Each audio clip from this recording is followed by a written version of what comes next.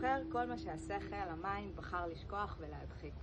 כעס, פחד, עצב, וגם זיכרונות וטראומות, הכל נשמר ממש בתוך התאים שלנו.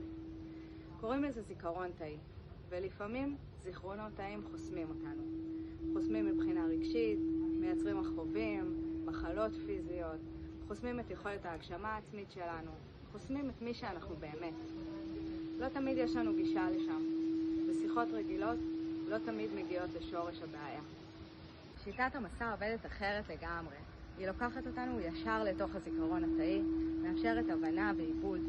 פתאום מרגישים שחרור, הקלה פיזית אמיתית, אפשר לנשום עמוק. זה ריפוי טבעי ועמוק שמחזיר את השקט. עשרות אלפי אנשים ברחבי העולם כבר עברו את זה ומצאו שלווה. בואו איתנו למסע.